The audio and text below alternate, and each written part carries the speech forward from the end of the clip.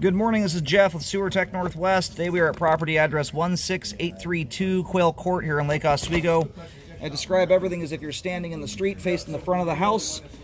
We are currently sitting to the left of the front door, about 4 feet in from the front left corner of the home.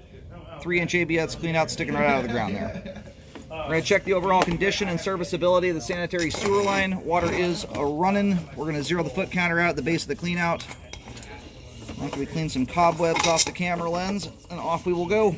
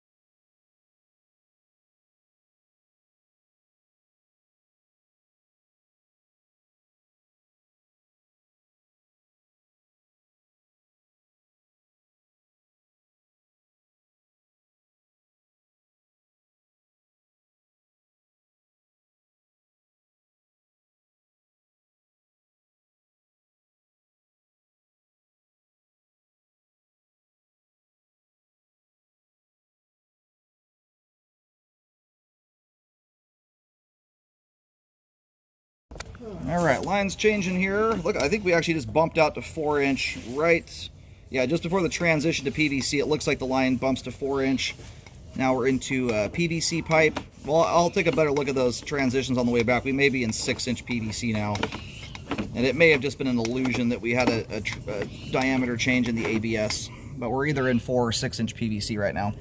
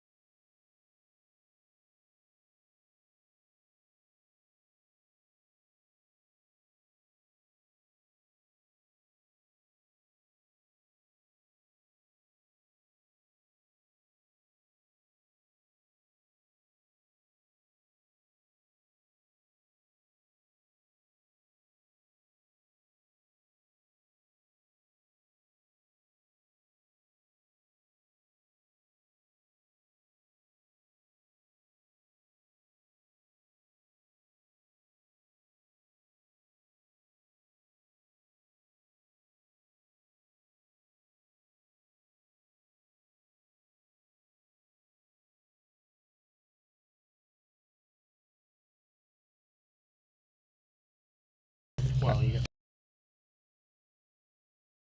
right, we hit the main here at 55 feet. We're going to go locate that really quick here while the line drains off.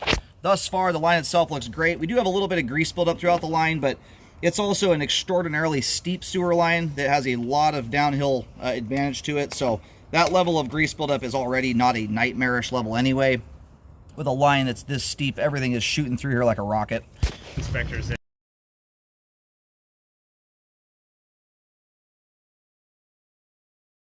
Got some numbers for you. All right, located the camera head successfully. Line terminates on Quail Court. As you face the house from the street, the line in general, it orients and runs down kind of the left side property line to get out to the street. So it remains in the front yard or the yard area until it gets out to the main, which is ideal.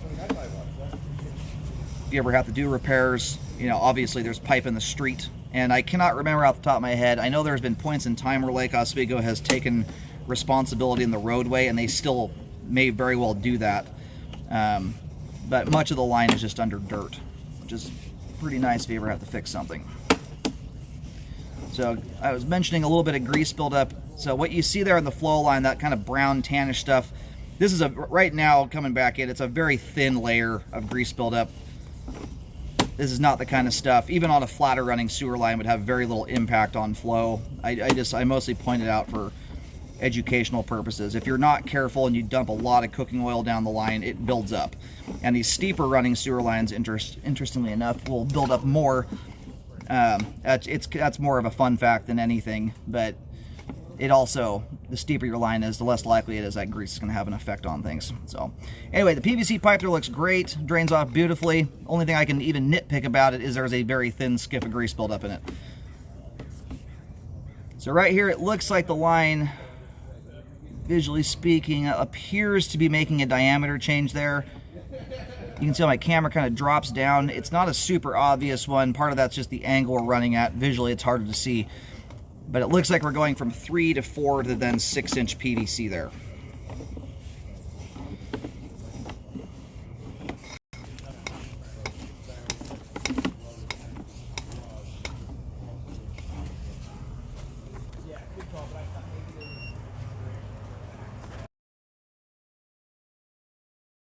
Now I just push back out there to just do a locate just for the sake of my diagram here.